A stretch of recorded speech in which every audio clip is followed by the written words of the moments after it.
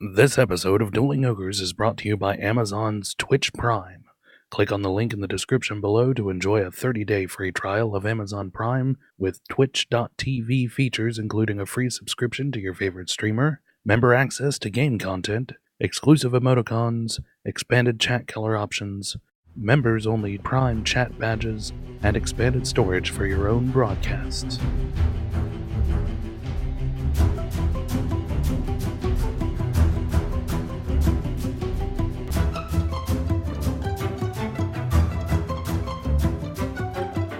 Prepare yourselves for a battle of epic proportions between two titans.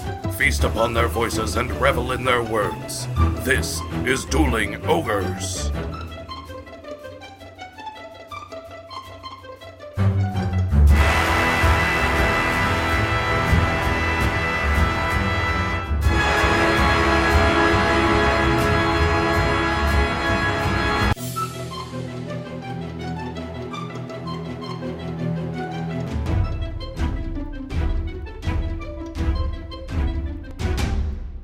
Hello, Ogres, and welcome to episode 172. Thank you for joining us, as always, on this Immortal Wednesday evening, Earth date November 7th, 2018. I'm your host, Remington Hitchcock, and with me, as always, my co-host, Brandon Full. Say hello, Brandon. The word today was immortal. It was. It was. It was immortal for immortal reasons. Did you have a particular reason for picking immortal? I did. It's not the only thing that's going down in an immortality thing. I mean, this episode will surpass time immemorial because the internet will always exist, even if the robots have taken it over. Yeah, they'll keep the internet and they'll keep Dueling Ogres. Yeah, because it'll be the only form of entertainment that they use. Ha ha ha. They made a dick joke. Ha ha ha. Yeah. What are dicks? But I've got video game news to talk about this episode. Really? You never bring the video game news. It's normally me. Yeah, but dragging my big old sack of video game news. Big old sack of video game dicks. So yeah, there you go. They did it again. There you go, robots, dick jokes. They are geniuses. Who's he talking to? Other robots? I guess. Are they just sitting around by a robot campfire? Yeah. Eating robot beans. Making robot s'mores. We eat bolts, but call them beans. Our hobo. Our s'mores are just pieces of plate metal stacked together. Yum, yum, yum. Activating Yum Initiative. Yum Initiative activating in 111001. Start. I had to do it in binary, but I had to think through it. What number did you do? Well, in binary, you've got it's written with the ones place on the right side. So 11 is 3, 10 is 2, and then 01 is 1. Yeah. Yeah. So that's what I did. Okay. So 111001. Oh, I gotcha. Yeah. I thought you were trying to do all 8 digits and do one binary number. No, I just did 321. Gotcha. Yeah. Sorry. Didn't mean to throw you off. 111001. 01. Yeah. Blast off. That was a solid joke, Remington. I feel like it's going to go underappreciated, but that was a solid joke. Thank you. It wasn't really a belly laugher. No. But it was a Yeah. That was good. It was a smart coding humor joke. I get it. Thanks, Brandon. They say a joke isn't as funny if you have to explain it, but I feel like it still stands on its own merits. Yeah, it does. Yeah. It stands on its own 2 spindly robot legs. So how have you been doing this week? I've been doing fucking great. I feel like that's that Switch talking. Yeah. No, I've been fucking fantastic. No, it's been a great fucking time. My head shakes when I get so much energy. I'm just like, No, I've been doing all right. Oh, that's good. Anything particularly exciting or just be bopping around life? I picked up Red Dead Redemption 2. Oh, which everybody's talking about. Yeah, they are. They are indeed. It's pretty good. Have you got 76 yet? Have you started it? I don't think it's out yet. Oh, okay. They've been doing a lot of betas for it. That's what I've been seeing probably then, betas and stuff. I didn't play the beta because I didn't pre-order the game. You had to have pre-ordered it to get the beta. I see. I know Humble Bundle's doing some pre-orders for it. Mm-hmm. So, I don't know. I kind of want to pick it up. You should give it a shot. I mean, I'm sure with the Lurk Squad, you'll have plenty of people to play with. Yeah, probably. Are you still very excited for it? Yeah, which is weird because I love the Fallout universe. Yeah. It's just the reviews are in and it's fun for some people, but other people think it's monotonous and boring. Yeah. I don't know. The fact that your mics are always on, so if you get near other people, you hear them no matter what. Right. It's just, I'm not a huge multiplayer guy. Yeah. So. But if you get it and I get it, we could do it. It's not cross-platform. Get it for a PC. And then get a PC. I have a PC. I don't know if my PC could handle Fallout 76, though. I mean, turn it all the way down. So it's just Lego blocks? Yes. You'll still be able to enjoy the story. The story will be the same. That's the thing, is there's not a whole lot of story there. It's mainly like a multiplayer crafting, kill stuff, level up, kill stuff more, do some missions. Yeah. Ad nauseum. That's what doesn't appeal to me. Isn't that what Fallout kind of is anyway, though? I mean, there's got to be a little bit of story. Just like, there has to be. I mean, there's stories that you find in holotapes. So yeah, to say there's no story is disingenuous. There is story to it. But the story kind of takes a backseat to the mechanics. Yeah. And that's just not really what you're into. Yeah, I'd prefer a single-player Fallout game at this point. But I probably will grab it during Black Friday because I guarantee it'll be on sale. Well, maybe not Black Friday because Fallout 76 is just coming out this month. Yeah. At some point, I'll grab it when it goes on sale. If I can grab it for $30, yeah, as long as people are still playing it, I'll do that. Yeah, I'm sure they will be. Yeah, it's not something I want to drop $60 on right away. Well, see, now that puts a damper now. Maybe I shouldn't buy it. You'll have a lot of people to play with, though. I think you'll enjoy it if you have like a squad to run around with. Yeah. I think you'll enjoy it if you have a squad to run around with. Exactly. I don't really have a whole lot of people on Xbox Live that I play with, though. Yeah. Yeah. And I still, with my tiny apartment, I still haven't even moved my gaming PC from my parents' house to my apartment. Yeah. You need to get on that, though. Are you sure it's not cross-platform? Not 100%. Not now 100%? That you mention it, I think it actually might be cross-platform. Okay. Actually, the more that we talk about it, the more I realize that we did talk about this back in like July. Yeah. Where they said that it wasn't going to be cross-platform and they basically pinned it all on Sony. They were like, well, Sony doesn't want to play nice with everybody and do cross-platform. Yeah, but it could still be cross-platform with Xbox One and PC. Yeah, and that's what I was trying to find that.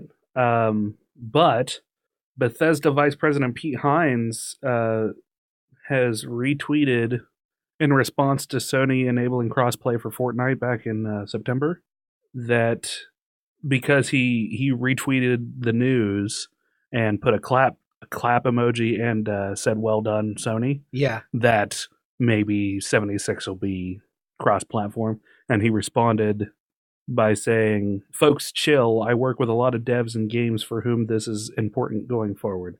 Fallout 76 does not support crossplay for a number of reasons. I have no idea if it ever will, but I assure you it is not on our radar right now as we focus on the beta and launch." Okay. So it looks like we wouldn't be able to play together. Yeah. Unless you got it for PC and play it on like really low settings. Yeah. Yeah. Or you bought an Xbox One and Fallout 76. Yeah. Which is less likely. Yeah. And a capture card because of course I'd stream it. There's streaming software built into the Xbox One. Yeah, but fuck that. I'll get a capture card. You don't want to use Mixer? No. Everybody's using Mixer. No, I don't want to use Mixer.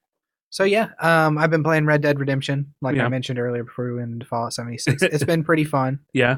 I've heard a lot of people are really enjoying it. Oh yeah, it got great reviews. It's a lot of fun.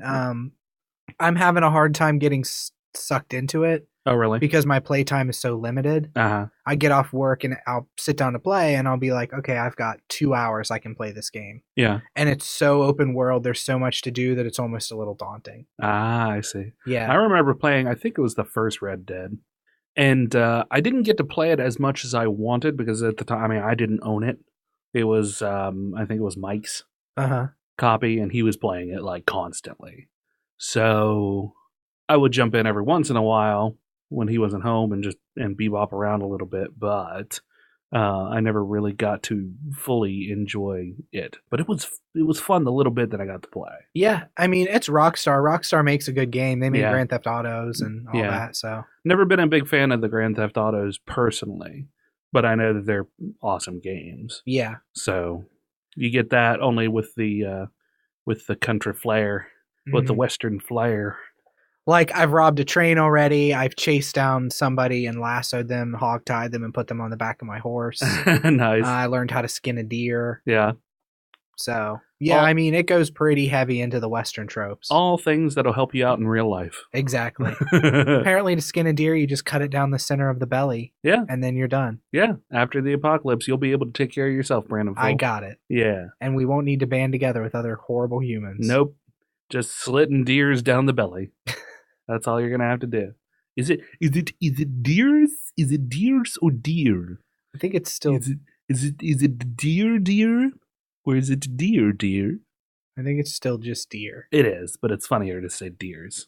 Deers? Yeah. Look at all them deers. Look at all them deers there. It makes me think of that YouTube video, and this is probably not good listening, but it cracks me up every time. Okay. The panning camera of all the geese in the field. You know what I'm talking about?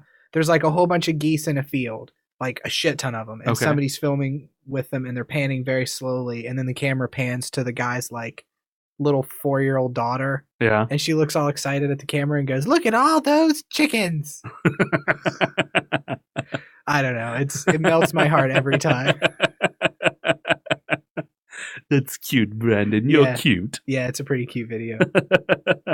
So that's what I've been up to. That's fantastic. Mm-hmm. I'm trying to get back on the ball of exercise. Yeah. You literally have an exercise ball outside of this room. Yep, and I set up a custom exercise ball routine that runs about 16 minutes, and it got me sweating. Yeah. So, pretty good. When you say ball routine, you mean exercise ball, right? No, I mean, I was just sitting here flipping my balls around. Just piddling them back and forth. Ha ha ha. Yes, my exercise ball. Yeah. Definitely some difficult routines there. Piddling them back and forth. Yes. And after we're done, I'll probably actually do my yoga as well. We took the puppers to the dog park 2 days in a row this week. So she was pretty excited about that yesterday and the day before, which also allowed me to get in some walking, some movement like that. The first day that I took her, we just kind of played around. The first day I walked around the dog park. It's a pretty good size area, and I made several laps. I think I got in 2 miles of walking. Damn. Yeah. Second day, Ginger actually came. This is the first time that Ginger has been able to come down with us, so she was pretty excited about that. Getting to see her baby run around and play with all the other babies. Yeah. Yeah. And by babies, I mean dogs. Also, it's a baby park. So they bring dogs and babies. Just dogs and babies. That sounds like a pretty good park. Yeah, it's not bad. It's not bad. So, is there any fear that your dog, not Ginger, is going to fight the other dogs? No, not really. Everybody, it's a really funny dynamic, especially if you have multiple dogs there. Because I've seen dog parks, but I've never had a dog to take to a dog park. Yeah, you should come down with me. Yeah. Go on a Saturday or something. You can bring your daughter. Yeah. Go play with the puppers. Yeah. So you can just play with other people's dogs too? Yeah. I throw the ball and or sticks for all kinds of dogs. So it's just the Wild West of dog playing? Pretty much. Wow. Except you have to pick up their poops. Pick up my poop. Pick up my poop, Brian. Pick up my poop. So yeah. You're full of Family Guy voices today. And by voices, you just mean Stewie. Yeah, you're full of Stewie today. I am. Sorry. That exercise ball routine. I have a like a pinched nerve or something going on in my neck, and it's been there for like a month and a half. And I keep trying to work it out, and this exercise routine was really neck intensive, which is weird. You wouldn't think an exercise ball that's, the size of my belly would be neck intensive, but there are exercises that specifically work the neck muscles. Yeah. So you can have like a rough toned neck. Yeah, and it's really sore now. It's kind of stiffening up. Are you just bouncing around on it? Yeah, just like Well, no, like gummy bears, just just bouncing here and there and everywhere. No, I mean that's what when I picture exercise ball, that's what I imagine is like bouncing on it. No, although there is an exercise that's bouncing. It's kind of like doing squats, only a little more fast paced. Oh, okay. So you just kind of bounce on it, but you control the bouncing. It's not just blorping around, Yeah, you're actually using your legs to control yourself. it. Yeah. Okay. So you're engaging those muscles. That's the whole point of it, is to make sure that you're actually engaging the muscles. And so like the neck one is, lay sideways on the ball and just move your head back and forth, move it up and down or side to side as the case would be. And I mean, it's weird, but it hurt. So that's a good thing. Yeah, pain is gain, right? Right, that's Isn't what that they what say. douchebags say? Yes. No pain, no gain. No pain, no gain. Guess what, brother? Ooh, yeah. I was thinking about getting a gym membership. Oh, yeah? Mm. I was kind of thinking about it, too. I was talking to Slev, because Slev goes to the gym, like, daily. Yeah. He goes for an hour a day. I was asking him what his routine was. And I've been trying to get him into doing yoga, because he's always complaining about being real stiff and stuff. And I was like, man, yoga will loosen you up. It'll make you all wibbly wobbly. Yeah. Yeah. That look that Brandon gave me just now was like, what the fuck are you doing? Whenever we record, I get full of energy and you just get drunk. Yeah. Yes. It'll make y'all wibbly wobbly. It'll make y'all wibbly wobbly. Get that Jello pudding. No, we can't do that anymore. We can't? No. I will do whatever I want. I will sir. Cosby until my grave. I don't care sir. what he is accused of. His voice is funny and makes me laugh. He's not even accused of it anymore. I mean, he's in jail. Yeah. For the rest of his life. Well, to be fair, probably not a whole lot of it left anyway. Yeah, exactly. Yeah, but yeah. Anyway. Yeah, I just wanted to slap Anyway, you down back to the Jello pudding spreader. Jesus. I had something I was going to say. We were talking about Slev being stiff. Oh, yeah. So how stiff was it? No. But yeah, I was thinking about getting a gym membership. It's just intimidating. You think so? There's going to be so many like fine-toned people there. I mean, you're making a lot of assumptions. No, I mean, also, fine-toned people go to the gym. Also, for the record, most gyms, it's not like it is in like 90s movies or 80s movies where you go to the gym and they're going to be like, whoa, brother, you don't look like me. You're not stiff and swole like I am. So you better get on out of here before I bench press your mom over your face. I mean, it doesn't happen like that. They're going to be happy that you're there. Yeah. Hey, you're trying to improve yourself? Awesome. Great. Hey, do you want any tips or tricks or make sure you don't hurt yourself or, you need a towel or something? Yeah. Get you hooked up. So they're not going to pants me when I go? No. That's my big fear. No. That only happens in your dreams, Brandon. Then I went to the gym and they pantsed me. No, that's one of the things that my therapist suggested I do is get a gym membership. I'm not above, not above. I'm not above it, Brandon. I'm not averse is the word that I was looking for. I'm not averse to getting a gym membership myself. I think it would be interesting. Well, let's go to the gym. Let's be gym buddies. Okay. Let's settle it right now. Okay, let's be gym buddies. Friends. We'll have to figure out how much it costs. I'm on a budget now. I think it's like $10 a month. Okay, that's probably fine. Yeah. I should cancel World of Warcraft. I haven't even booted it up in a while. Yeah. Just save that $10 a month for that. There you go. Only it's going on a credit card that doesn't actually exist in real money times.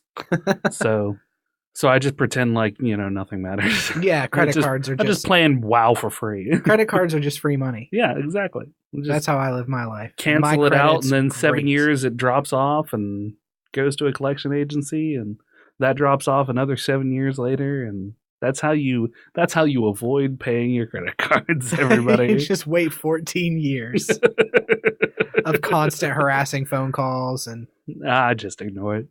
Just ignore it all. For the record, I am up to date on all of my payments. That's good. I was afraid the listeners were going to think that you were a delinquent of some kind. No, that has passed me 14 years ago.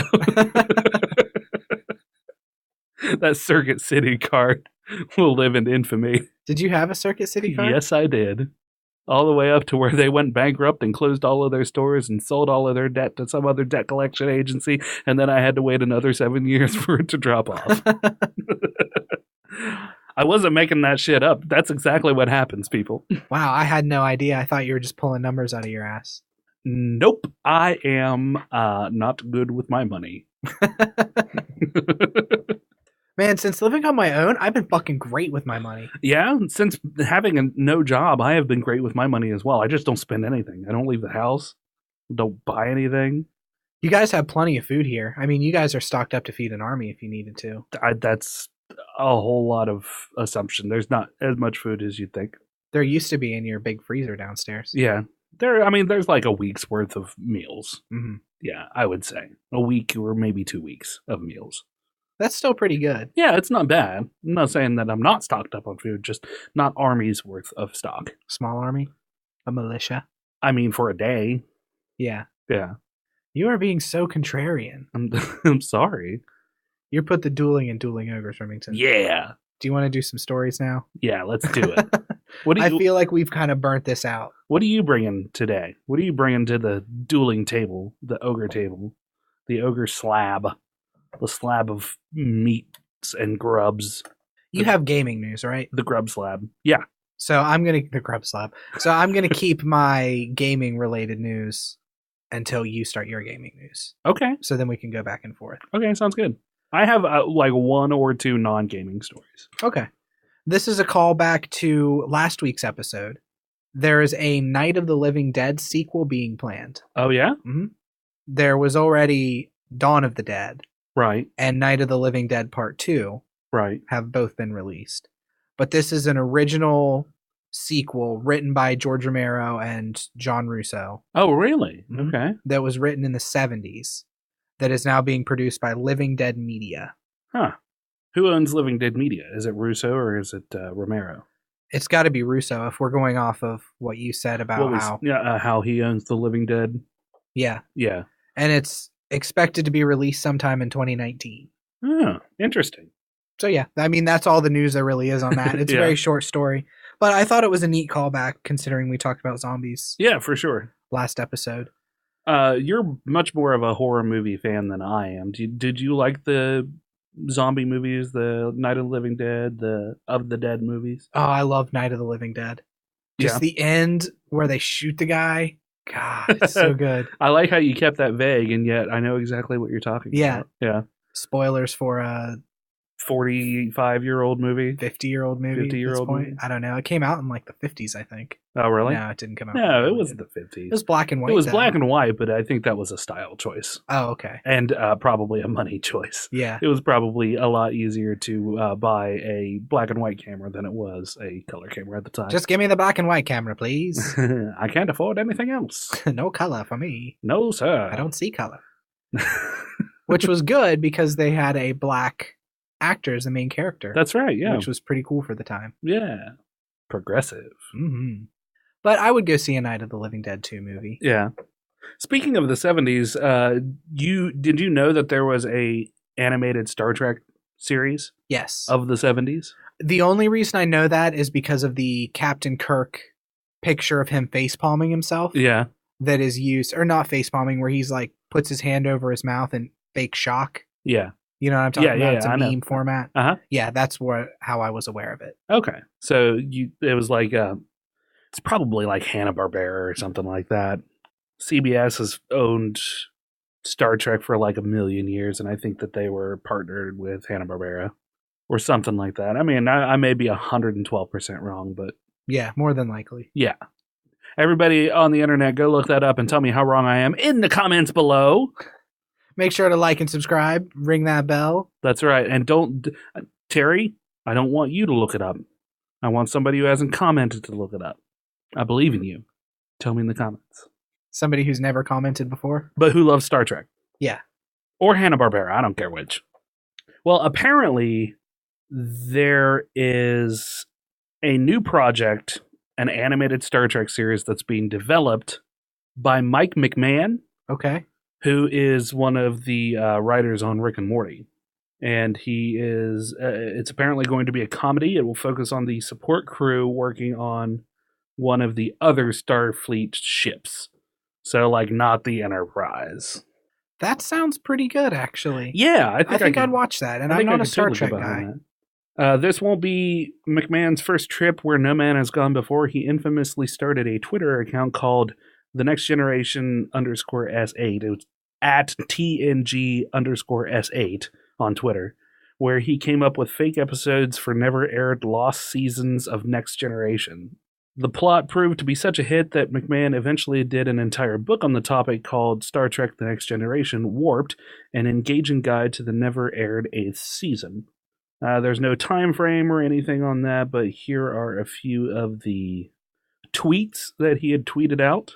A trapezoid challenges Picard to a race. Data and Geordi discover they've been sleeping with the same hologram. A glowing orb tricks the crew into thinking it's cool, but is a dick to Data when they're alone. Riker's wife and son make a surprise visit.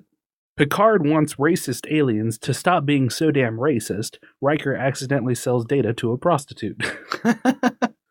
So Data's getting the shit into the stick in a lot of these. In a lot of these, yeah.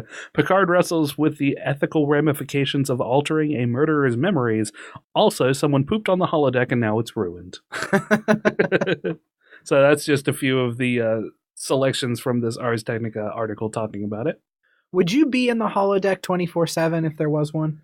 Seeing as how you don't know a lot about the Star Trek universe, you were never a big Star Trek fan, there was actually like a holodeck sickness where and it was addressed in Next Generation, where one of the crew members is addicted to the holodeck, and he spends almost all of his time there when he's not on duty. And it gets to a point where it becomes a problem because he's interacting with things that just aren't real. Yeah. And that's not a good thing. So the sickness is like an addiction, or the sickness is... It's holodeck addiction. Okay. Yeah. So how do they solve it? It's been a really long time since that, because I think that happened in like the second season or something. Oh, okay. Picard punches it out of him. Yeah, because Picard was well known for his his violence, his violent tendencies, and his prone to punching people. Get out of there! Whack, whack, whack, whack, whack. Get out of that holodeck. I need to switch into my Picard voice. Get out of that holodeck before I punch it right out of you. Pop, pop, pop. Yep, that's how it went. Yeah. Yeah. Sounds like a good episode. Yeah, it was not bad. I would watch Star Trek if more episodes were just... Picard punching people? Patrick Stewart punching people, yeah. Like, not gentle punches either. Yeah. Not like little knocks on the noggin. Yeah, like true manly punches to the jaw. Yeah, like I want to know that in real life, Patrick Stewart was actually punching extras and actors. Yeah. Then I would watch Star Trek. Yeah. And I would watch Star Trek laying on my belly with my feet up. Gates like McFadden just bleeding from the mouth. Yeah. Yeah. Gates McFadden? Yeah, that was the doctor's name. Oh, okay. The redheaded female doctor. That's the actress's name is I'll Gates punch McFadden. Anyone. I don't care. I like your Patrick Stewart voice. Yeah, I just was doing deep voice British man. Yeah. Make him part of the tour. It's a little Mel Brooks reference for all of you Mel Brooks fans. Robin Hood Men in Tights. The king who comes back at the end of the movie and replaces Prince John is played by Patrick Stewart. Oh, King Lionheart or something, right?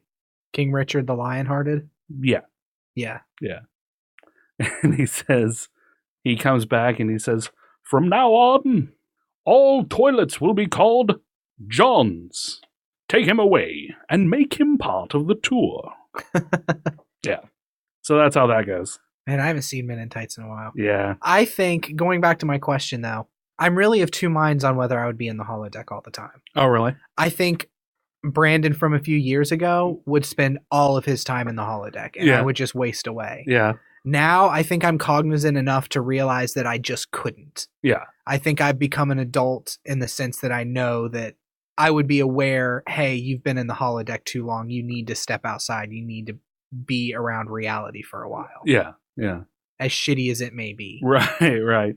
And well, that's just it with the holodeck is what, I mean, The holograms are holograms, but the holograms have substance. Yeah. So, I mean, it's as close to reality as you can get. You can punch somebody in the face. They can punch you back. And if you turn off the safety features, that punch can hurt you. Yeah. And there's varying levels of the safety features too. So you could get punched and it could hurt, but not be like super painful. Not like actually getting punched. Well, I mean, you'd still be getting punched. You could get a bloody lip or something, but they're not going to break your jaw. Yeah. It's like being punched by a wimp. Okay. Yeah. So it's like, ow, you made me bite my lip and now it's bleeding, but you didn't break my jaw because you're kind of a pussy. Anyway, before I get too off track, enough of that malarkey. All right. Here's a story I got for you, Remington. Okay. This is in the same vein as Star Trek and everything else. Okay. Rumor says that Star Wars Episode 9 will be a, quote, course correction for the series. Oh, yeah? So they're actually going to make the movies better?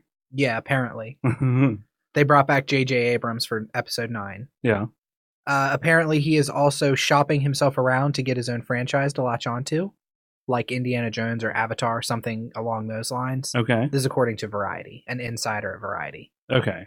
So he's trying to get onto something that he can nuzzle in and be a part of like 5 or 6 movies. And then 5 or 6 movies. Yeah, like something that's going to become a franchise. It's going to have its own theme parks, potentially online stuff. Right. TV show spinoffs. So less director and more producer? Maybe? He wants to get to the level, this is all according to this insider, he wants to get to the level of like a Steven Spielberg. Right. Which J.J. Abrams is pretty well known now. Oh, yeah, for sure. I don't know if I'd put him up there with a Spielberg yet as far as properties he's done. I can't really name a bunch of J.J. Abrams movies. Yeah. To be fair, I probably couldn't name a lot of Steven Spielberg movies. I'm not really a cinephile. Right, yeah. But yeah, I mean, J.J. Abrams' name is synonymous with movies now. Oh, yeah, for sure. Yeah. Huh, that's very interesting.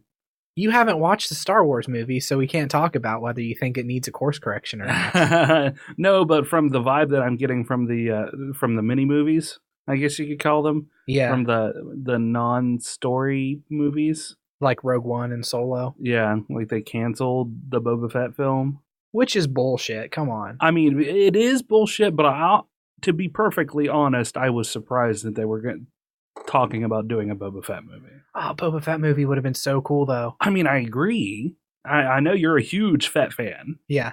And I like Boba Fett. He wasn't my favorite character in the series, but he was still such an ancillary character in the first films.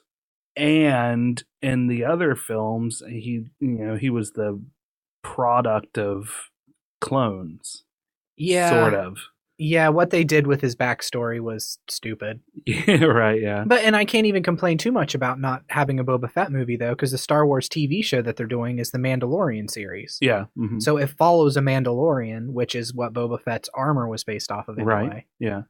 And we got a lot of good Mandalorian treatment we got a fair amount in Clone Wars, and then we also got a good bit in Rebels as well, where we got to see more of the Mandalorians. I know that we've talked about it before with Disney kind of pumping out these Star Wars movies and really latching onto this property. Granted, they paid like $1 billion or $4 billion, some crazy amount of money for Star Wars. $400 trillion. Bajillion millions. Yep. George Lucas and the rest of his family for the next 1,000 years is set. Yeah, will become a dynasty. Yes, a dynasty. A dynasty. A dynasty. But yeah, I hope that the course correction means that they're going to start putting out less movies. Oh, really? Which is counterintuitive because I love Star Wars. Yeah. I didn't see Solo because it didn't seem like the movie for me, although once it comes out, or I think it is actually out now that I could rent it to watch, and I will watch it at some point. Yeah. And not pirate it. I'll pay for it because I like Han Solo. He was my favorite character outside of Boba Fett in the Star Wars movies. Right, yeah. Disney released Solo and then declared it a flop. Yeah. Even though it made still a shit ton of money. Yeah, yeah. It just didn't make as much money as they wanted it. As they wanted Episode 8 to do, Last Jedi, and even Rogue One. It didn't make as much as Rogue One. Yeah. So they need to temper their expectations a little bit. Yeah, because they're not main story movies. Yeah, maybe don't pump as much money into these movies and release kind of more character-driven pieces. Yeah. One of the complaints I saw about Solo, and I can't speak to it because I haven't seen the movie yet. Right. As I mentioned, is that they just crammed in every thing about Han Solo into this movie. Like, where did he get his jacket? Where did he get those dice? How did he meet Chewbacca? How did he get this? How did he get that? Where's his blaster from? Where did he get his name? Like, everything. It's just a checklist of like, hey, you like Han Solo? Here's where he got his jacket from. Yeah, here's everything about him. Yeah, stuff like that. Here's the Kessel Run. Yeah. Yeah, that seems unnecessary. Mm. I mean, tell a story, but you don't have to hit all of these crazy beats. Yeah, you show, don't tell. That's kind of screenwriting 101 or writing 101, really. Yeah, I'm right there with you. I mean, I think if they're going to do the movies, really tell a good story. Like, just really hone in on a good story. There's no checklist to hit. Just let it be what it is and slap Star Wars on it. Like, it doesn't have to be... It can use a character, but let the story be itself. Yes. Yeah. Maybe I'll make that homework for myself, is to try to watch Solo before next episode. Yeah. And give a review on it. Yeah. Yeah, that would be good. I'm going to jump into a little bit of the gaming news real quick, and then Brandon will bounce back with another story. Pokemon Go is going to track your activity without launching the app. So this is going to be, basically running in the background. It's going to track your steps. You're going to be able to get that walking in and get those eggs hatched without having to have the app burning up your phone in your pocket and catching a leg on fire and giving yourself probably some sort of tumor. Mm-hmm. Yeah. That's pretty cool. Yeah. Because I know it's a huge battery sink. It is. And that's one of the things that has kept me from playing it. Because I was walking a whole lot at work. That's where I got all my walking in. So, and I always thought, oh man, there was no Pokestop around me. There was no Pokemon around me in the store whenever I'd fire up the app. Yeah. So the only reason for me to fire up that app would be to be walking and have the phone burn up. And then, 20 minutes later, I have no battery. Yeah. So this will be nice. I might actually get back into the game for this, especially if I'm going to be, going to the dog park and doing laps around the dog park in my exercise time and taking the dog out.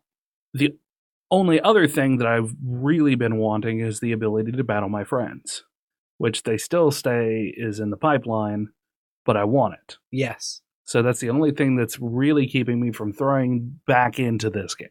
Their battle system is weird, though. Like, whenever you try to take a gem, it's a very strange battle system. Kinda. You swipe, fire, swipe, fire. Is that what you're talking about? Yeah. Yeah. I don't know. I kind of got used to that. I don't find it... There's nothing particularly difficult about it. You just go until your Pokemon dies or the other Pokemon dies. There was a gym near my house, and I would try to take it. But, I mean, my Pokemon were like...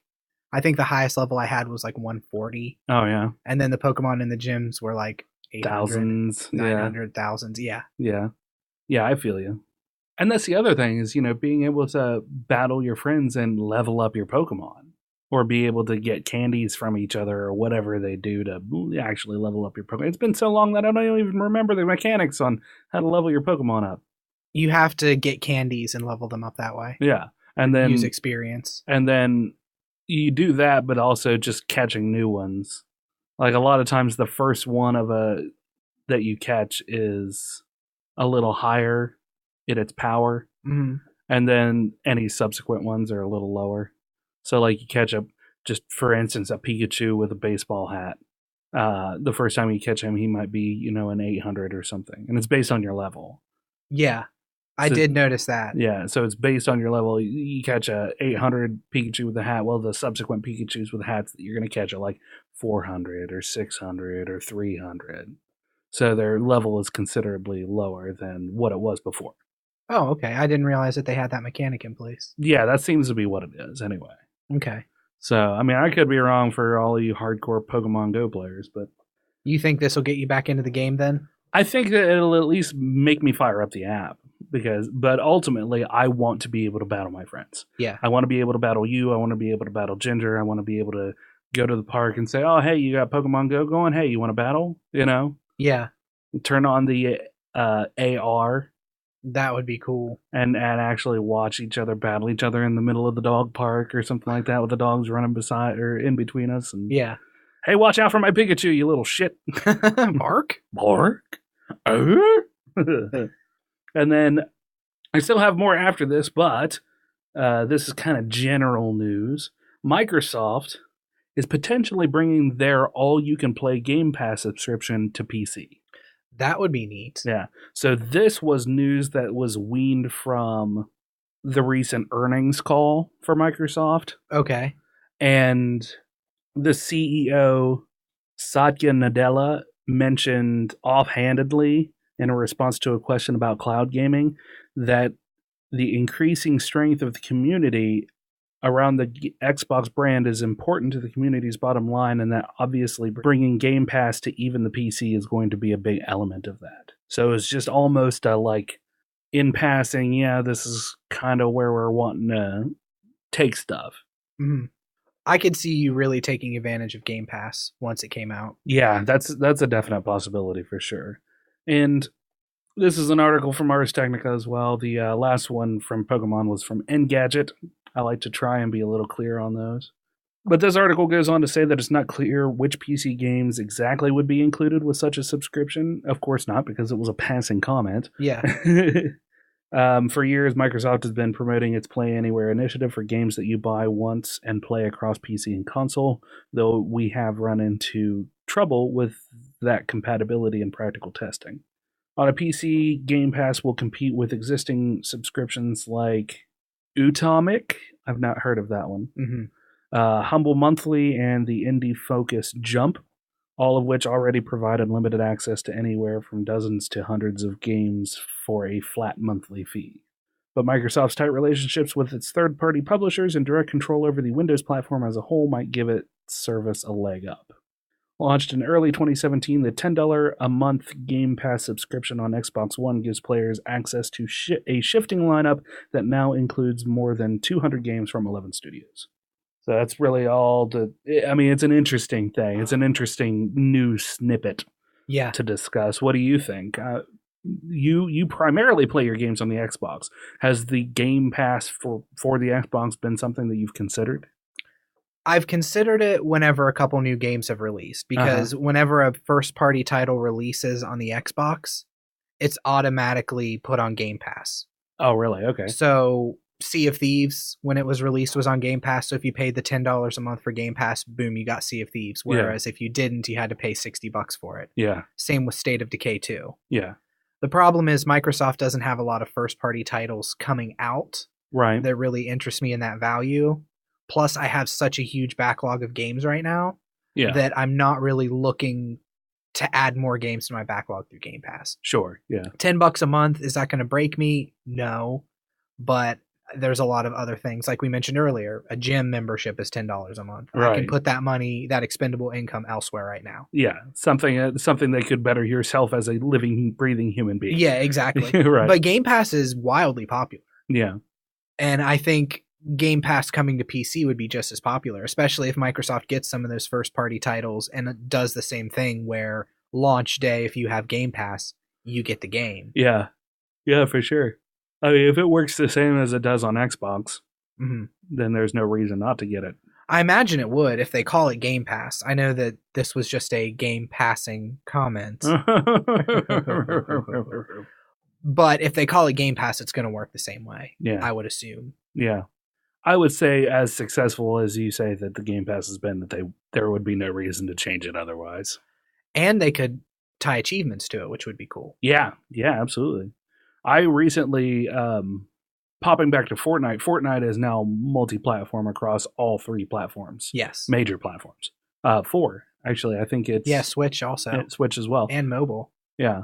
So, but a couple of the people play on Xbox, and if they're streaming, you can't hear. This is a little minute detail, but he's streaming through a capture card, his Xbox, right? Right. This is Steve. This is Slav again. If he's in party chat in Fortnite, they can't hear us on the stream. So he had been using the Xbox party chat because for some reason that comes through. Okay. So my computer, I can get party chat to work on the Xbox app that comes with Windows 10. There was this weird little thing, and I had to do some crazy digging. I'm not going to tell you how to did it because honestly, I would have to pull everything up to remember how to do it. But really crazy. But you did get it to I work? finally got it to work, and it was like the weirdest set of things to do to make it happen. I mean, is this super intensive? Was this like going in and editing INI files and stuff? Or No, it wasn't. It was actually relatively easy, but finding the information was very hard. So if anybody else is having that problem where they can't connect, send me a message on the Dueling Ogres Facebook page or on Twitter or whatever, and hit me up, and I will help you out. Yeah. I have the link that I found to make it happen saved somewhere. So. You're just a helpful guy, Remington. Yeah, exactly. Sorry. Anyway, continue with give me something else, Brandon. So Wizards of the Coast, Yes. who make the wildly popular Magic the Gathering card game, Owned by which Hasbro. I love, Mm-hmm. have put out for the past couple of years now the Masters series. Okay. And the idea of this is you have older Magic formats Yeah. that you have standard, which is like the last 3 sets in rotation, I think. So Right. your deck can only be made out of those cards. Right. Then you have Legacy, Modern, Vintage, and some others. Modern is pretty huge. Okay. Modern takes from like the current sets all the way back to whatever Urza? set. I don't remember. Even past Urza. Okay. It's a very wide range of cards. Because of Urza that, was my favorite set. yeah, Urza's was a good block. Because of that, a lot of decks are using staples of cards that have only been printed once, Yeah. which means that to get into Modern, you're looking at easily $700 minimum to create a good deck. Right. If you want to be viable in a tournament, you need to drop some serious money to play in Modern. Right. So they release these Modern Master sets, is what they're called, Yeah. where they reprint popular cards that you can buy in the hopes that it will drive down the price on the secondhand market. Yeah, it used to be that they would release these as like a Roman numeral series. It was like Magic X, was Magic 10, and it had, a whole bunch of cards from earlier sets. Yeah. That are re-releases, reprints. Because Wizards can't technically comment on the secondhand market. Mm-hmm. I don't know why. I don't know if that goes to like lottery chances. Because when you start to recognize like, oh yeah, this rare card that we put in our packs on the secondhand market sells for $200, Mm-hmm. then you're acknowledging that yes, people are buying random packs with the chance to win $200. Yeah. That's very close to gambling. You're probably right. You're probably 100% right. I think that's a big reason why they don't acknowledge the secondhand market. They just don't talk about it. Yeah. Legally, they probably cannot. Modern Masters packs cost about $7 to $8 a pack, as opposed to the $3.99 that regular packs cost. Yeah. I've bought a few Modern Masters packs and have just got trash, so I don't ever buy them. Yeah. If I want to buy a card, I'll just buy a single, even if I'm paying $30 for a card. If I really want it, I'll pay that instead of trying to gamble and get a good card. You know what I mean? Yeah, for sure. I mean, there's a lot of cards that you can get in a pack, so you'd spend more just trying to get a rando than you would just buying the card. Yeah, just opening random packs lost its luster for me a lot. Oh, really? Because it's so random. And if I want a card from a set, like I said, I'll just buy it, because opening random cards over and over and hopefully getting something you want, just, no thank you. I'm too old for that anymore. I don't have time for it. So they've announced the Ultimate Masters series, which is going to be their last Masters series for the foreseeable future. Okay. They announced it a couple days ago, and it's coming out December 7th. So there is a quick turnaround on this announcement. Typically, they announce stuff like 4 or 5 months out. Yeah, that is fast for They're them. only selling the boxes to local game stores, LGSs.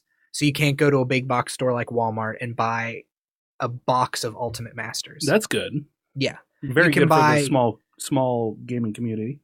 You can Shops. buy blister packs at Walmart, Yeah. which would be 3 packs. So they are releasing it in some fashion, probably because they have to. Yeah. You just can't buy boxes. A box. Yeah. Here's the kicker, though. Okay. For the longest time, people have been complaining that the Masters series is too expensive. It has too high of an entry. $7. I think the last one was $10 a pack or $9 a pack. Yeah. It's just so cost prohibitive to people who want to get into Modern. It's not driving the prices of these Modern staples down that much. Yeah.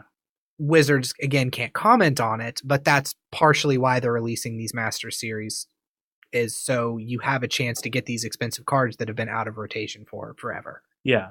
So people are complaining it's cost prohibitive. You're releasing too few of them because Master Series sell out pretty quickly. Right. We want these reprints to actually be in sets that we can afford. Yeah. So Wizards replies by releasing Ultimate Masters and releasing them at $14 a pack. Wow. $335.76 a box for 24 packs of cards. Usually they're like $225 or $180. $120. Oh, are they $120? For a box, $120 for a box of 36 packs. Okay. This is $335 for 24 packs. Wow. Mm-hmm. And then the blister pack. So if you go out to Walmart and you say, I just want to buy 3 packs. $50. Not that high, $34.99. Okay. They have something called the box topper card. So when you buy a box of Ultimate Masters, you get one of a guaranteed 40 rare or mythic rare cards with full extended art. Wow. So hyper collectible, especially if you get one of like the main staples and an extended art. Yeah. You just won back the money you spent on the box. Right. Completely. So yeah, I was reading a lot of Magic players are kind of up in arms about this. I read it and was a little sick to my stomach myself. Really? With just like, really, Wizards? See, I kind of understand it. They're playing, like you said, they can't comment on the secondhand market, but they are by this hike in price point. They're saying effectively, we know what the market will bear. Yeah. We know you guys will pay this. Yeah. We want to get some sweet action because Wizards of the Coast prints these cards. Like I'll use Snapcaster Mage as an example. I think that's like a $50 card. Yeah. It was printed in a set. It jumped up to like $10 a pack during this set. And then it started to see use in Modern. As soon as a card sees use in Modern, the price jumps way the fuck up because everybody's snatching them up. Everybody needs a play set of 4. Yeah. Snapcaster Mage is being printed in this set. I buy a Snapcaster Mage from you and I give you the $30 the card costs now. Yeah. Wizards sees nothing from that. Yeah. And they want to get in on that sweet, sweet secondhand market without acknowledging the sweet, sweet secondhand market. Yeah, exactly. So, I mean, they're playing a money game. It's just pure greed, though. They also have a business to run. Yeah, and I realize that there's a fine line between smart business sense and pure greed in a capitalist society. Like, they're not raping you for it. Mm-hmm. They're just saying, these cards are collectible. We know they're collectible. There's a higher end market for it. It's like going to the store and buying brand name cereal instead of the great value stuff. You know? Oh yeah. Or the essential stuff. If you really want to dig down to the bottom of the barrel. I buy chocolate pebbles instead of cocoa pebbles. I buy actual pebbles instead of chocolate pebbles. You're buying your pebbles? Yeah. I go to Scott's Landscaping and I say, give me your finest pebbles, Give me your finest pebbles, sir. No, I wouldn't buy them at Scott's because they're expensive there, too. Yeah, exactly. They went in on that sweet, sweet secondhand pebble market. That's right. So, I mean, I don't necessarily agree with what they're doing, but, is the price point higher than the previous sets? Yes. You said that there's no foreseeable future that they're going to release another set? Another master set, right? That's what they announced. Yeah. But I mean, Wizards is pretty notorious for saying we're not going to do this. I'm not going to say that like 2 years later they do. Yeah, I'm not going to say that they're not going to do it because they probably will. Yeah.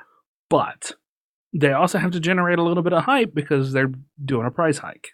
So we might see them release that, and then you said 2 years later, well, maybe they'll wait 3 years for this. Mm-hmm.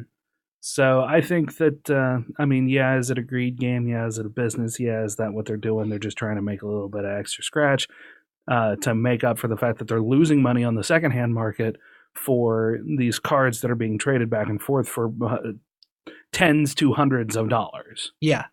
They're losing out on millions of dollars of capital because these previously printed things are being traded back and forth between players.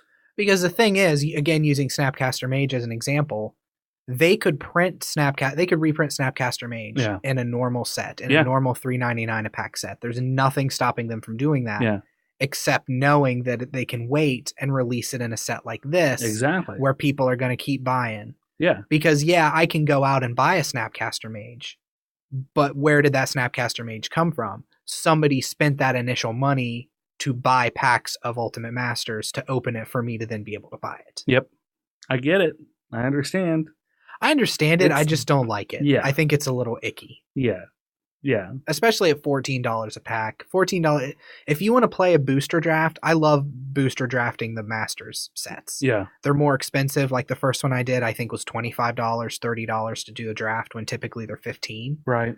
This is going to be like $50 to booster draft to get 3 packs of cards and play in a tournament where you might win 2 or 3 more packs. Yeah. That's just, that barrier of entry is too high for me to justify. Yeah. I understand. And there's a lot of Magic players I saw through Reddit, which I know Reddit is only a very small subsection of an actual community. Yeah. A lot of Magic players are up in arms, but the thing is, this shit's still going to sell out. Oh, sure. Wizards, it's still going to make their money, so people can grumble and shake their fists. But yeah.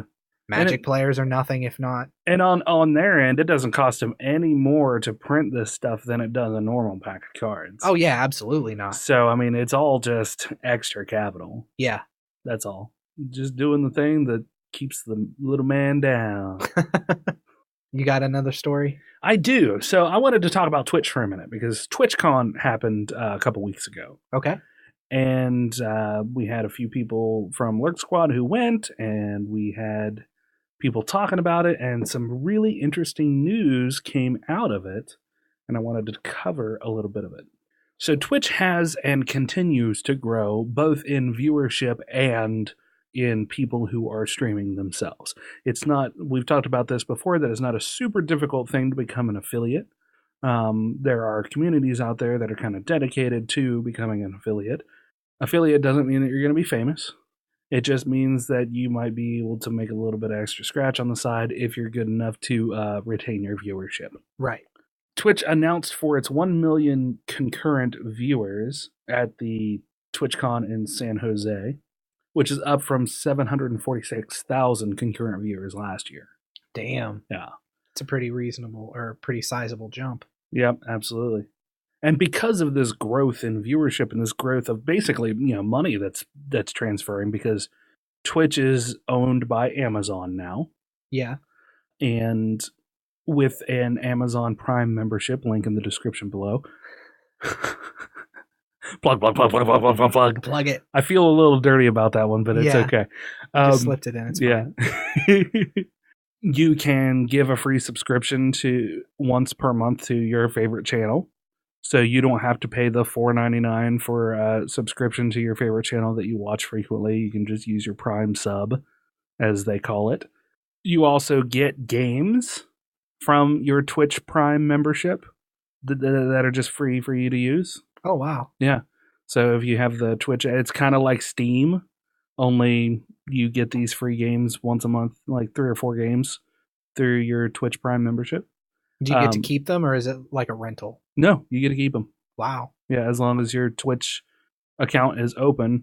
My Prime has never lapsed, but I don't see why you wouldn't still have access to them. And I think that you do. Yeah. So even if you, say, didn't get Prime 1 year, you'd still be able to play those games. Also, fewer ads popping up on channels that you sign in to watch. So you see a significant drop in the number of ads that you have to watch when you start up Twitch and you start watching somebody's channel. Okay. So there are a lot of perks to that. They announced a few things. One of the major reveals was squad streaming.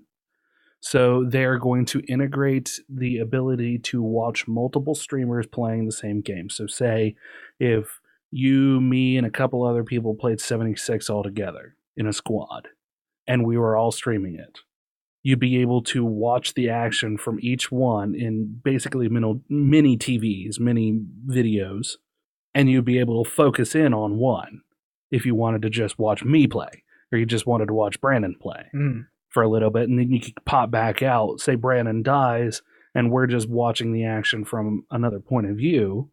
Say in Fortnite, if somebody dies, you can watch the other people in your squad until they die. That's a really cool idea. Yeah. So but there's this kind of third-party disconnect.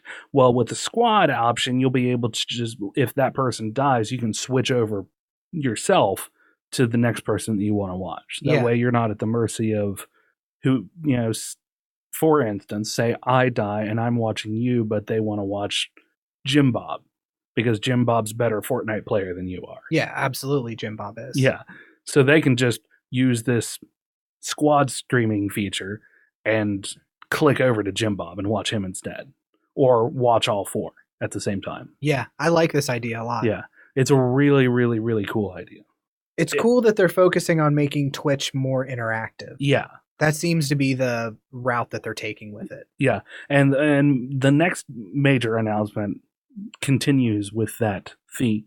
So squad streaming feature lets up to 4 people broadcast at once in a split screen that will test with selected streamers later this year. There's also a new Twitch Sings game built in partnership with rock band creator Harmonix. Broadcasters can play to perform karaoke, though only with fake versions of songs as Twitch lacks major label music licenses. Of course. But that being said, I mean, it should be pretty easy for them to strike deals to make stuff happen. Yeah, they'll get there.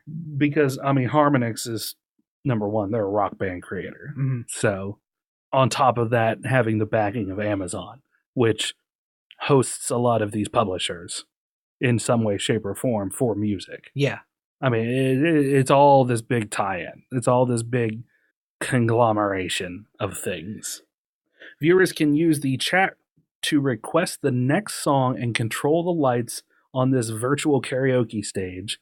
Broadcasters can sign up in the link in this TechCrunch article for the Twitch Sings closed beta that will start later in 2018, which I signed up for. Yeah, I was going to say, you got to sign up for that. Yeah, I totally did. For those of you who don't know, I was in choir, honor choir, show choir. I sing pretty well. Yeah, you're a good singer. I'm an okay singer. I'm all right. And I jumped at this chance. I was like, yeah, I'll test this. Yeah, that sounds super cool. So hopefully I'll get into the closed beta because that would be really fun to stream and test. Mm-hmm. Yeah.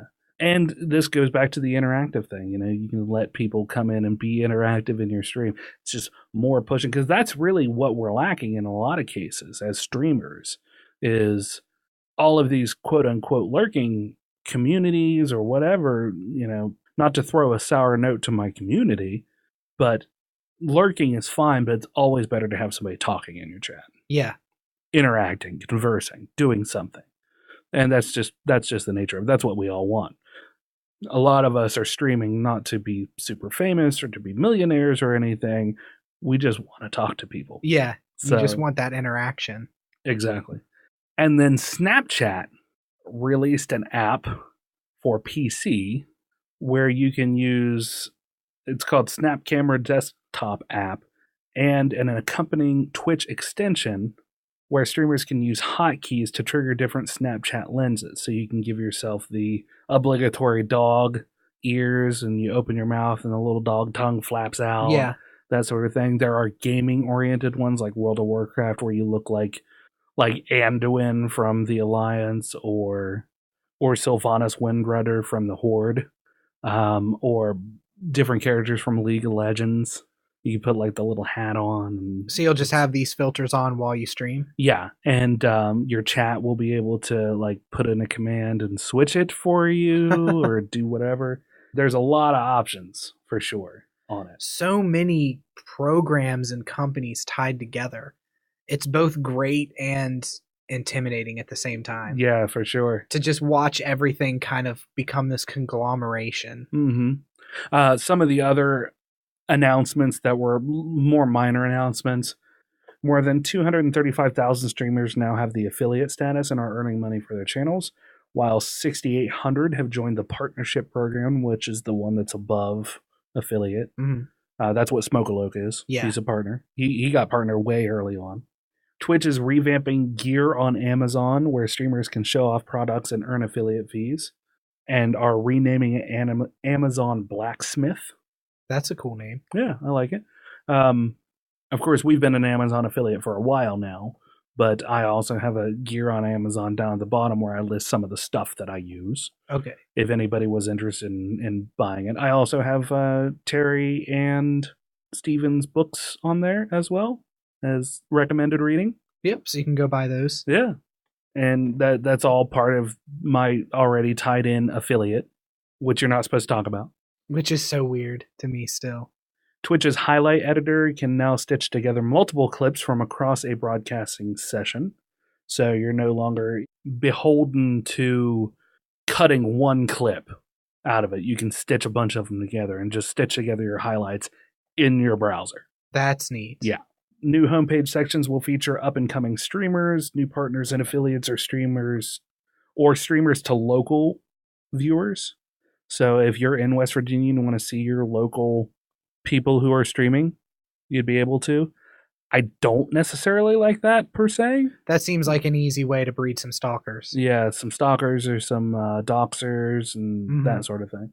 And there's just a ton more in this TechCrunch article. I'll actually have a couple of different articles talking about the karaoke and the Snapchat that goes a little more in depth, linked in the description below as well. But this is just the kind of the overview from TechCrunch. Okay. Yep.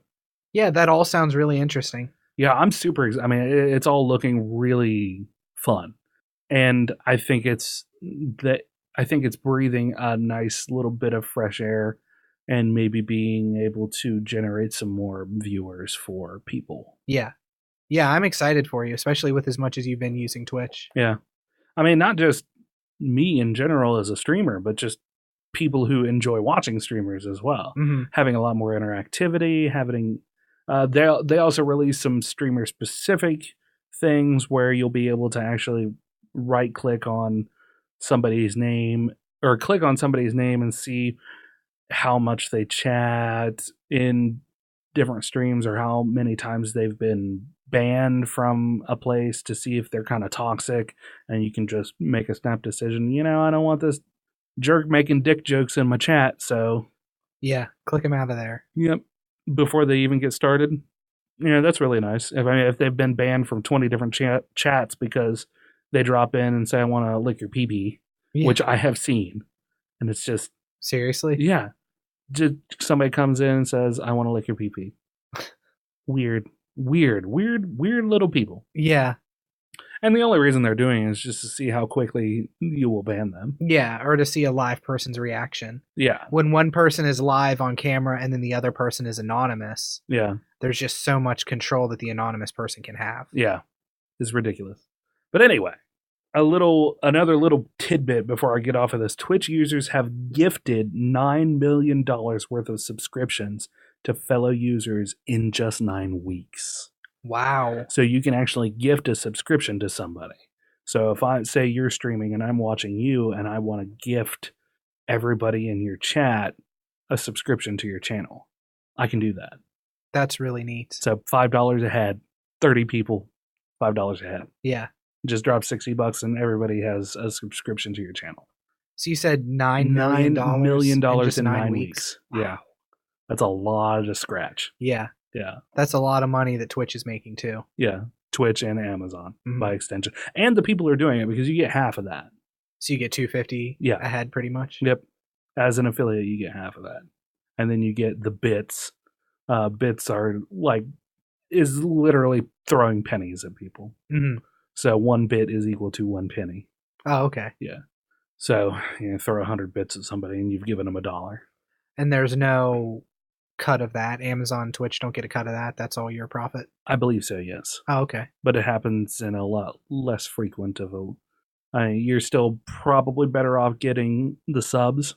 But if you can get somebody hyped into a bit war where 2 people are just bidding against each other, that's sometimes fun.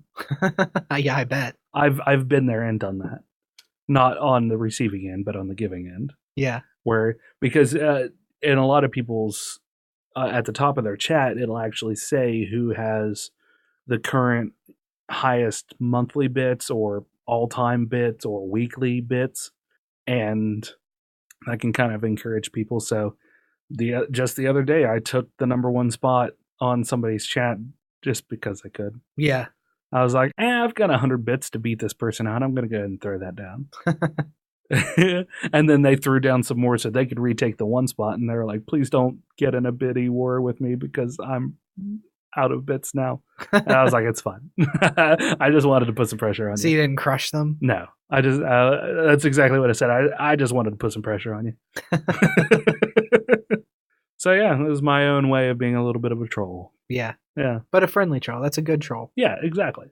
Yeah, it seems like Twitch has the good trolling there as well. Yeah. Like it seems like there's the toxic community, but there's also a really good-hearted community there. Yeah, there is. I haven't really experienced a lot of Twitch outside of watching, but from what you talk about, it seems like there's a good community there. Yeah, there absolutely can be. You just have to have people in there to watch out for the trolls for you because they exist. Mm-hmm. And you have to not feed them. You know, I have some people who will let them be a little weird until the point where they just click the button and they disappear. I have some people who immediately go on the defensive and they're very salty about it. And that's just feeding them. Yeah, you absolutely. just have to be relaxed and calm and either make the decision right then or, you know, run the risk of running other people out of your chat who are there to watch you, not there to be subject to a troll. Yeah. And that's the only thing that I will tell people who are like quote unquote cool with trolls. I say, you may be cool with them and that's fine, but if you want your viewership to grow, these other people, you know, if they're there to watch you, they care about you. In some shape or form, they care about you to a certain extent because they're spending their time watching you. Yeah. So it's important for you to placate your viewers by getting rid of a troll quickly. I don't care if you're okay with them. Get them out because they're lessening the experience for the people who are there to watch you. Yeah, that makes sense. Yeah. So, but, you know, it's at the same time, it's your stream, and if you want that, that's fine. I'm just letting you know what can happen. Mm-hmm. So that's my personal take on it. Okay, so we're running a little behind, and I'm going to go ahead and wrap it there. I was actually going to talk about the Diablo Immortal debacle from Blizzard and BlizzCon. We will get into it next week. Really going to throw off my SEO. Yeah. Well, you mentioned it, so just tag it. Yeah, I'll just tag it. Tag it, and stay tuned for next time. Yeah. Next episode, Dueling is more immortaler. I like it. Episode 173. More immortaler. More immortaler. I'll work on being able to English better. Yeah, on that's it a too. tough word to say. Yeah. More immortaler. So if you have any questions or comments or you'd like to hear yourself on air, you can call us at 978-DU-OGRES. That's 978-386-4737. You can also reach us on Twitter at Dueling Ogres. Email us at duelingogres@gmail.com or leave a comment on the Facebook like these nice people. Ready to go. This week we had 2 comments. Yes. First comment was from Viscount Terry W. Irvin II. Mm-hmm. Who said, good episode, didn't know voodoo was so diverse, and you did a good job of clarifying and streamlining, so to speak, in your discussion. Thank you, Terry. I had a shit ton of coffee, so I felt like I was all over the place. So I appreciate the kind words there. Also, never knew the origin of the zombies eating brains thing, but now I do. Yes, in a post-apocalyptic crisis, humans should band together. The unfortunate thing is that those bands will likely compete and then eventually fight amongst themselves for scarce resources, or a very large band is likely to splinter over dwindling resources, or at least that's what I believe would happen. We also had a comment from Nega Larry, who says, right, enjoyed this episode, but still tempting to just go to the end and listen to outtakes only. And then he gave a kissy smiley face. Yeah. And then he and I had a little bit of a back and forth there. Yeah. At which point I almost made a really awkward, weird joke. But I didn't. Yeah. Because censorship. Because in a real setting, you should censor yourself. Exactly. Yes. So thank you both so much for leaving them comments. Very much appreciated. Don't forget you can comment pretty much anywhere. You can comment on our YouTube. You can comment over on Twitter. I may or may not remember the Twitter one. It's easy to get stuff lost in the Twitter one. Yeah. You can leave us a comment on Instagram, even. That'll work too. Yeah. You don't have to be on Facebook. Or you can just call in. I really like those phone calls. I like the phone calls a lot too. Yeah, we get to actually hear a human voice. Especially if you're a listener who hasn't interacted with us before. Yeah. Give us a call. Yeah. We would love that. Make sure to subscribe on our website, duelingogres.com, for news shows and articles pertaining to some of your favorite geek news. And finally, Be sure to find us on YouTube, iHeartRadio, or nearly anywhere else you can find a podcast, including iTunes, where you can leave that 5-star review and boost us higher on the cool kids list. Mm-hmm. Because Brandon likes that. I do. I keep trying to redesign the way I say that. I like the validation. Yeah. So until next week, Ogres, keep your clubs blunt. And your tusk sharp. Good night.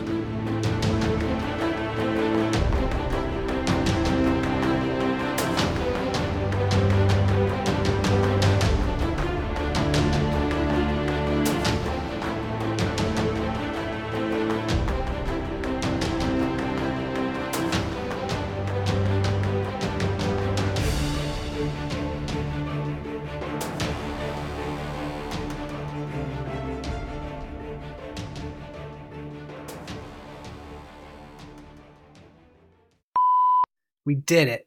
We did it, guys! That's the power of love. It's recorded. We are doing the recording. Good. We are making the records. Just me and Jacques Cousteau here. Hello, everyone. It is a pleasure to be here on Dueling, Ogres. Jacques, I think the first question that we all need answered here. Oui? Weren't you dead? Oui. So, what's the deal with that? I was enveloped by Mother Ocean. It was like a return to the womb. So that brought you back kind of Aquaman style, or? Oui. Okay. Only Aquaman has never died. He was born of the ocean. I didn't realize you were such an aficionado of Aquaman. It makes sense, though. Yeah, of course. How would you assume otherwise? Who's your favorite DC superhero? Okay. Real talk. Don't tell anyone. Okay. It's an exclusive. Mixie Spidlick. Really? Oui. That's the power of love. The power of amour. I'm feeling the Huey Lewis. This is stupid. Yeah. It's not funny anymore. It's just weird and awkward. It's just us sitting in a room with you talking to me like Jacques Cousteau. Like I got a pair. The funny thing is, if we weren't recording this podcast, it would be strange, right? I mean, we'd still be hanging out and talking as friends, and we'd still have these discussions. I don't think we would. You don't think so? Well, considering the fact how often, like, if we skip a week, we don't really talk to each other. Yeah, but I mean, if we didn't have a podcast, I would still come over for D&D. Oh, yeah, that's true. We'd still talk some. Yeah, you'd probably bring up more of the stuff that we talk about. Yeah. Oh, hey, did you hear about the thing that happened with the stuff and the things? And I'd be like, oh, no, I haven't, because I don't listen to news or watch anything. Remington, you want to hear me talk about voodoo for 45 minutes? Sure, Brandon, why not? I've got nothing better to do with my life. I'm jobless now. This needs to be a little bit higher. I need to be a little bit higher. Just a little bit.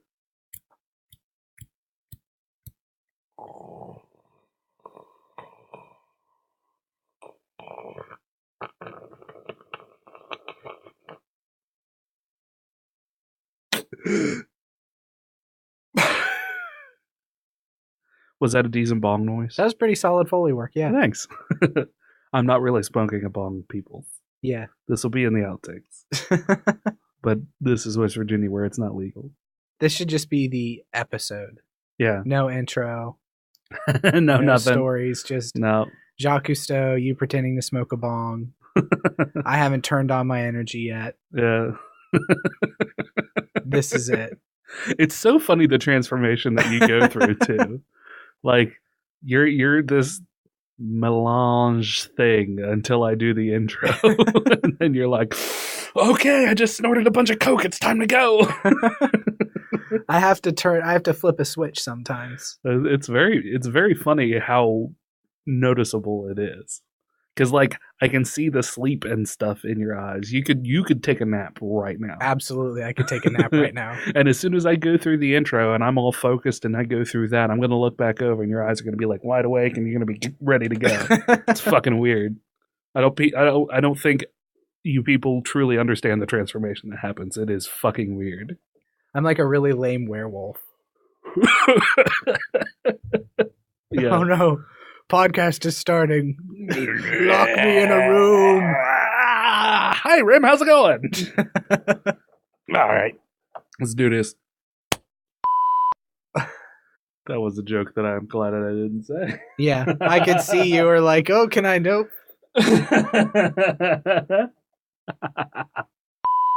By Mike Mahan? No. By Mike McMahon. That's harder for me to say. I don't know why. By Mike McCann. McMahon. It's McMahon. Mike McMahon? Yeah, it's Mike McMahon, and I can't get it out. Okay. In that tone. I try to shy away from the word pussy. I don't know why. Yeah. Trump ruined it for me. That's what it is. Yeah. Fucking Trump. Fucking jerk. Always. Of all the things. Yeah, that's had to ruin for me. That's the one thing I've heard you speak badly about Trump. Is the fact that he ruined you saying that word. Yeah, I keep all of my other thoughts about it to myself because I don't want anybody to classify me. That's what it is. Mm-hmm. I don't give a shit what anybody thinks. I just don't want to be classified. So we talked about this. Sorry to get a little political, but we talked about this where somebody called me a libertarian or something like that. I said I thought you had close to libertarian ideologies. Yeah. So that may have been me. Well, it was you and my previous manager at the mattress store when we were talking about it at one point. Oh, okay. Yeah, and there was a. Make